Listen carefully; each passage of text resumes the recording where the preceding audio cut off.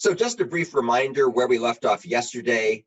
We had been talking about C++ function templates, and I'd mentioned the concept of C++ class templates, but we really hadn't looked at the examples in detail. So we're going to start today talking about class templates, and all the code I'll be describing here, of course, is available in this GitHub repository. So both the code that's the function template examples we looked at yesterday, as well as the code we're going to look at today, that are the class templates, all appear here. And I'll bring up the code. And if you look very carefully at the code I bring up, you can see the actual name of the code that we're looking at. So if you get lost, you can go back and figure out where we left off. All right. So what we're going to do now is we're going to take a look at a bunch of examples that demonstrate class templates. And we're going to start with a real fun example, which we've seen bits and pieces of some of this before, but we're now going to look at it from a different point of view. The other thing I should mention is we've already talked a lot about using parameterized class templates for container-like abstract data types, like stack, for example. So what we're going to do now, to be different from the earlier discussions we had when we were giving the overview of C++, is we're really going to hone in on some of the more advanced concepts that occur with templates, things like explicit specialization and partial specialization and so on of class templates in C++. So the examples will be a little different from what we've seen before, and they're really meant to show you these more interesting, more advanced features. I'm not going to spend a lot of time on generic containers because we've already looked at some of those, and we don't need to beat that to death. Okay, so let's take a look here at this example. This is an example, as you can see here, is example 2.3a. So if you go into my GitHub repository under STL, you'll find the 2 section S-02, and you'll find 2.3a, and we'll look at a bunch of things that come from there onwards. So this particular example is going to demonstrate the use of class templates, and it's also going to be used to demonstrate the difference between pass-by-value and pass-by-reference semantics for C++ parameters and return values. So it's going to show us a whole bunch of interesting things, some of which we talked about before, but we're going to kind of hone in on it and show it in great detail now. So here's the program. We're going to use our simple string class. We've looked at simple string before. Simple string is just a kind of a stripped down version of a string. And this particular implementation is going to include the rule of 5 operations. So things like the copy constructor, the move constructor, the destructor, the move assignment operator, and the copy assignment operator. That's the rule of 5. So this is the full-blown, the full Monty, if you will, of class methods that are needed to create, copy, and destroy and move various objects. So simple string is just a stripped down string, and I've instrumented all the methods so you can see what's going on underneath the hood, and that'll be really helpful when we talk about the different semantics here. So as you can see here, we're going to go ahead and make ourselves 2 simple strings, S1 and S2, giving them the value hello and world, very famous things you do in C and C++. And then we're going to go ahead and we're going to print out the max of S1 and S2 equal, and then we're going to go ahead and make ourselves a pair, and I'll show you what the pair is in just a second.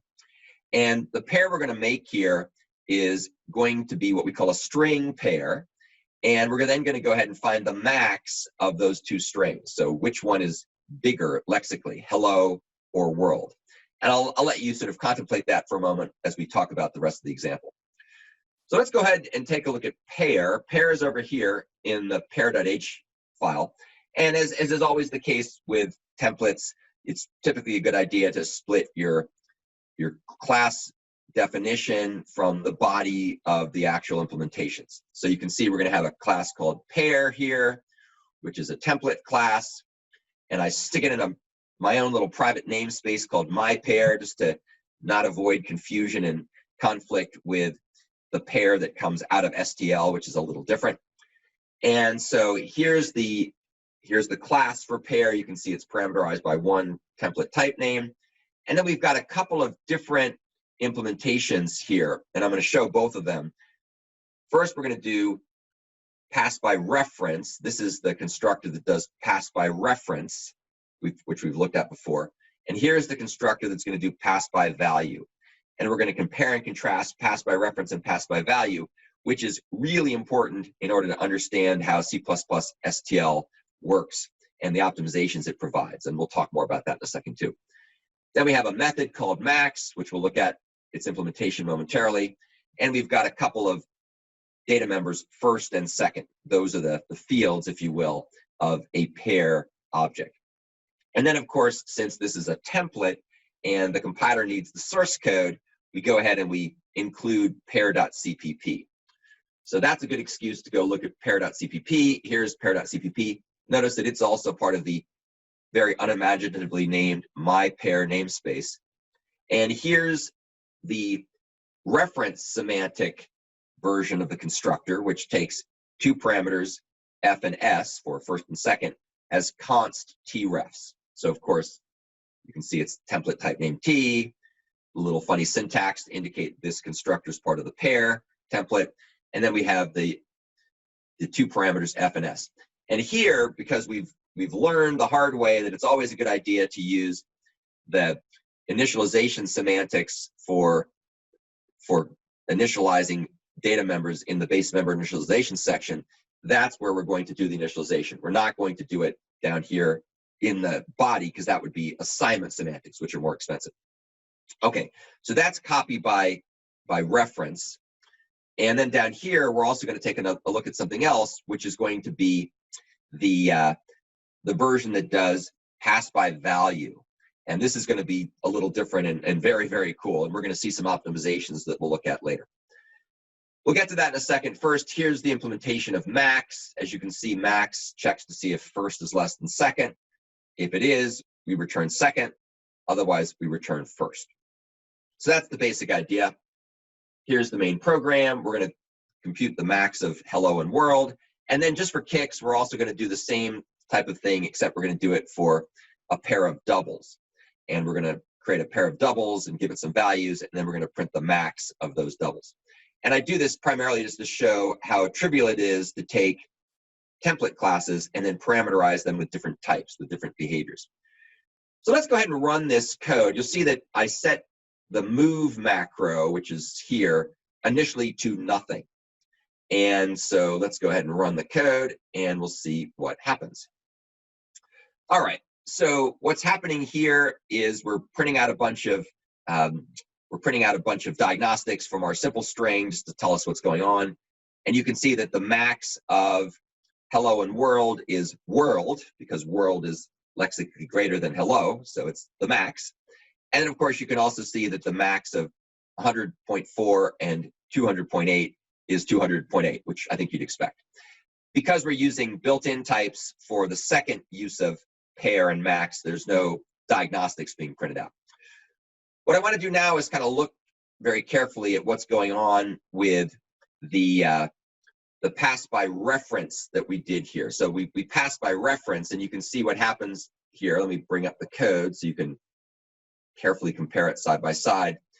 Here is these two method calls here end up creating two simple strings. And then down here, when we make string pair, you can see that all that gets called here are basically these copy constructors. And that, of course, is coming from here, where we're copying the contents of F and S into first and second.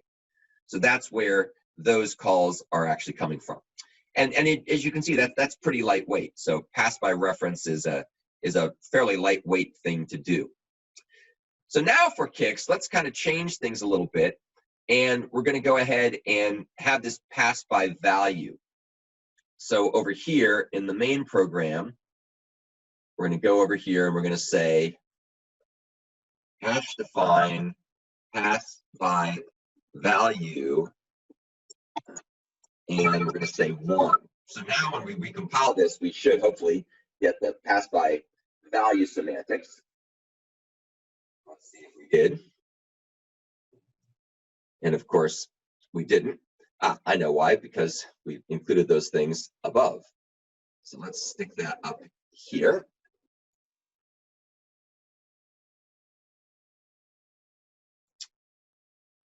All right, so we got the expected results.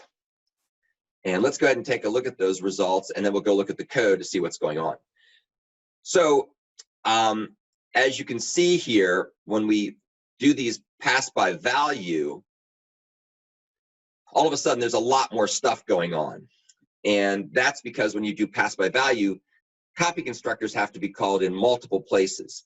So when we are going to pass S1 and S2 to the constructor of pair by value, which is what we're doing down here, the compiler has to generate extra copy constructors, because that's the semantics of pass by value with copy constructors. If you're going to do copy constructors, you have to make copies at the point of call. So you can see we have a lot more calls to copy constructors. We only had a few calls to the copy constructors before. Now we have more calls to the copy constructors.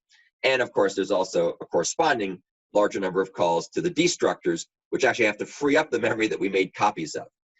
So the key point of this is that the naive implementation of pass by value ends up with additional copy constructors, more than what we needed when we did pass by reference. Okay, well, is there a way we can fix this? Because it actually does pay off in a lot of cases to do pass by value. And the answer, of course, is yes, you can do this. And what we're going to do here is we're going to define move to be standard move. So all of a sudden, this move macro that before was just a no-op is now turning into standard move. And what we're going to do is we're going to go ahead and take the contents of S1 and S2, and we're going to move them by transferring ownership into the pair down here. So you can see wherever we had the move macro, it turns into standard move. I just do it this way because it's easier to switch back and forth. But of course, in real programming, you'd use the move directly, the standard move method directly. You wouldn't do the macro. I'm just doing this to make it easy to show you back and forth what the behavior is. Okay, so now let's go ahead and compile this code and run it. And if all goes well, you should see radically different behavior. And were we actually benchmarking this, you'd also see the performance was going to go up as well. For something as simple as this, it's probably not going to be hugely different. But as we started getting longer strings and more strings and so on, you would start to see a significant performance boost. So what is going on here? Well, what's going on here when we move to the move operation is that we're doing move semantics. And you can see now when you look at the code, there's a different set of constructors that are being called. Before, we were calling the copy constructor, which was this guy. And you can see that the copy constructor goes ahead literally and makes a copy of the right-hand side. It allocates the memory using stir new, which does a new allocation and a stir copy and a stir len, so it's fairly expensive. And what we've replaced that with now that we move to the move semantics is we've moved to the move constructor. So here's the move constructor. You can see that it's what's getting called here. And the move constructor, as we've talked about before, simply scoops up the contents of the right-hand side and literally shoves it into the left-hand side, the object we're initializing, and then sets the contents or the fields, the data members on the right-hand side to null or 0. So basically what it's doing is it's literally transferring ownership of those contents from the right-hand side to the left-hand side, which is way, way, way faster than allocating memory, doing a stir len, doing a copy, all that good stuff. And another thing that happens, and you'll see this when you look at all the destructors that are being called, because we've moved this stuff, when the destructor is called, let's go find the destructor. I think it's down here, hopefully at the bottom. The destructor for all these objects that have been moved now is basically a no-op, because stir underscore is turned into the null pointer. And when we delete the null pointer, that's a no-op. And we just to illustrate this, we print out as something special if it's a null pointer. So you can see that there's only a handful of regular destructor calls that actually free up memory, and almost everything else is freeing up nothing. So that's going to be a lot faster as well. So the key point of this discussion is to show move semantics versus copy semantics, in this case for the constructors, but we could do the same thing also for the assignment operators as well. You can have a copy assignment operator and a move assignment operator. Now, one of the consequences of doing this is once you've moved something, then it's now become an empty husk that no longer has any state or content. And that's why I put this print statement up here before I did the move, because once I do the move, then of course S1 and S2 really no longer have any state associated with them. And if I were to try to move the code down here, you'd see that the compiler would warn me and say, hey guy, you're trying to use S1 after it was moved, because it would have been moved up here. And of course that would be horrible and you'd get very strange results. So let's go ahead and move it back where it belongs. But that's a good reason to always check your compiler warnings to make sure that they're not going to get you into trouble. So now that we've talked about the simple example with the pair, let's explore some other aspects of C++ templates.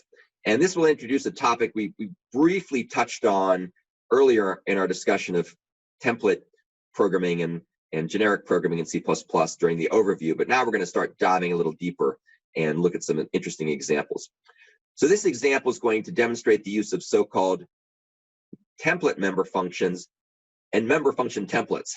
And for anybody who has sort of word dyslexia, you might go, what the heck is the difference between a template member function and a member function template? Well, I'm going to explain it here, but it's definitely confusing at first glance.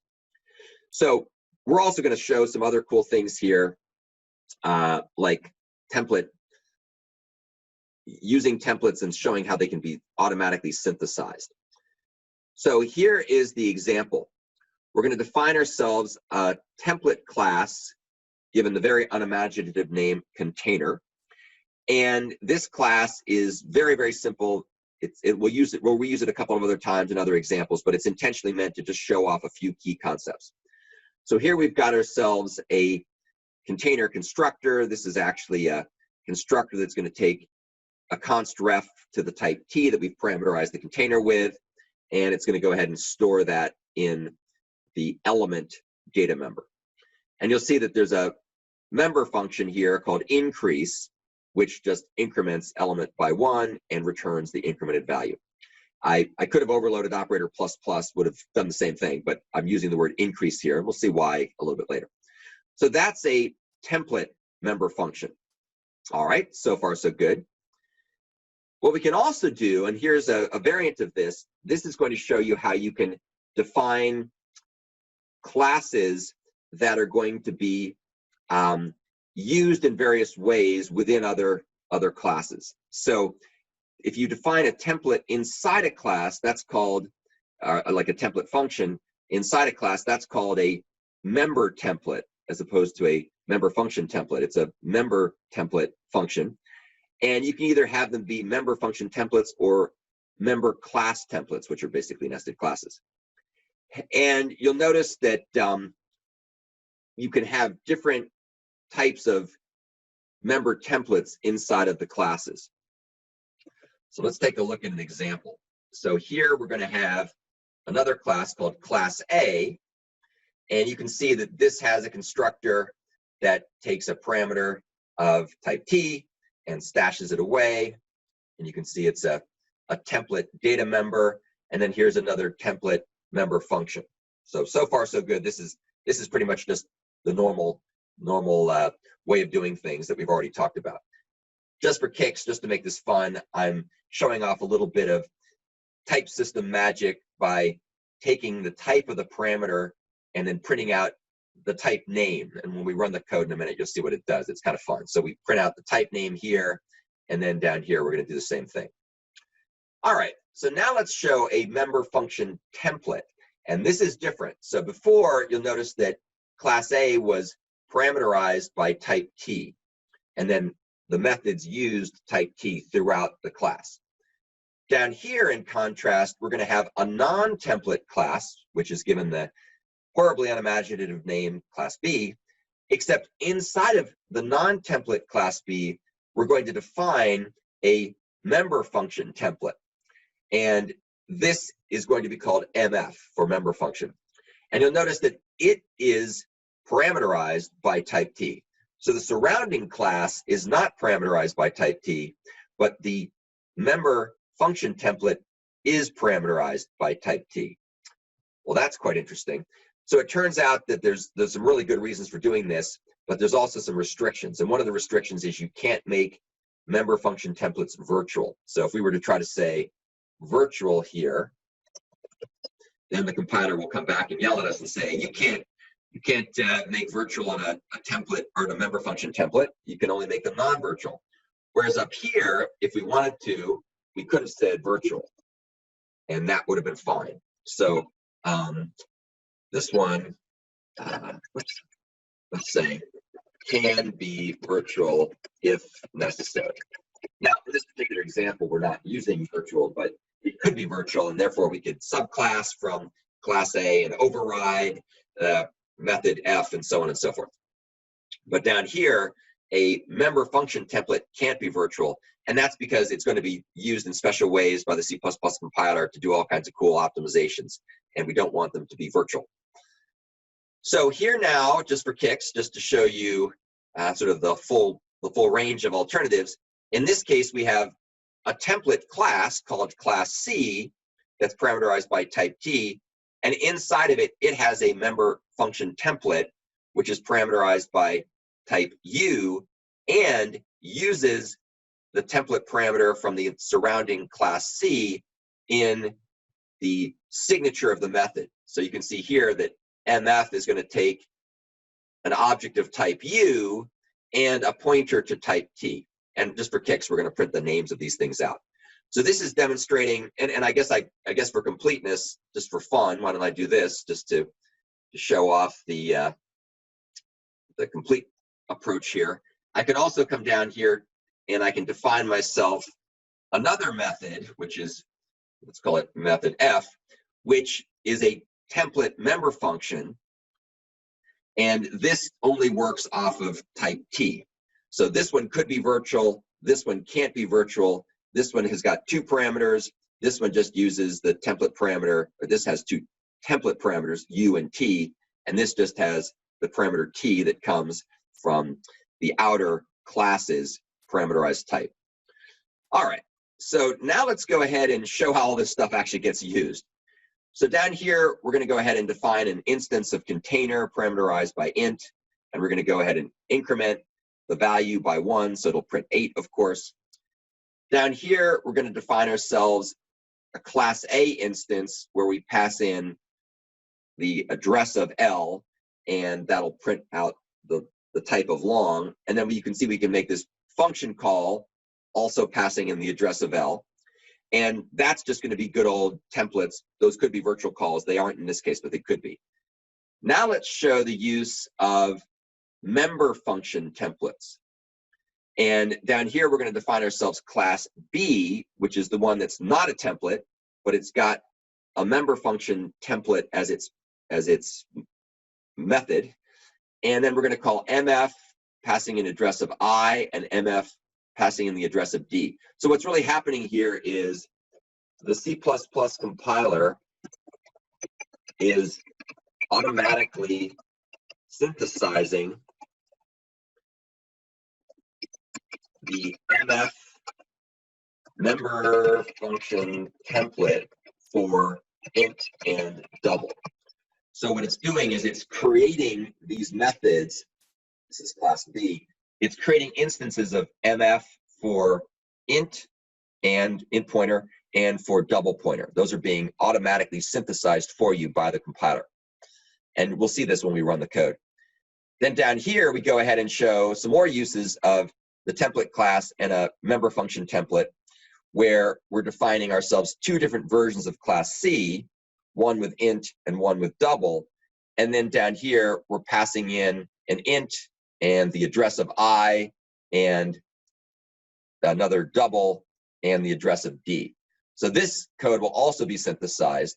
And of course, just for fun, we could also have said c.f and passed in the address of I, and c.f address, let's see, I guess c.f address of I, and ccf address of D. So that's demonstrating how you can use the full combination of everything. So armed with all that information, now let's go ahead and run the code and see what happens here. And you'll also get a chance to see what how type information is encoded in C++. So if you look up here, you can see we start out by increasing the containers value, which starts with 7. So of course we get 8. Down here, we're going to be printing out a pointer to a long, which is named capital P, lowercase l. Then you can see down here, the compiler is synthesizing something that's going to be a pointer to int and a pointer to double. So that's PI and PD. Then down here, you can see how we're going to go ahead and get some more results printed out. And these, again, are going to be basically pointer to int, pointer to double, and so on and so forth. So illustrating how the type synthesis is being done for here and also for there. So this is showing you the mechanisms for template member functions and member function templates. What may not be clear at this point is really why you would use a member function template. And some good examples of member function templates that we've already talked about would be the in-place method and that I had on my stack, and of course the in-place back method that's defined on the sequential containers like vector and so on, where they could do some really cool magic with templates in order to super optimize the way in which arguments are passed to methods in containers. So that's kind of the reason why they exist, is they're setting the stage for further optimizations that are done with very aggressive modern C++ template facilities.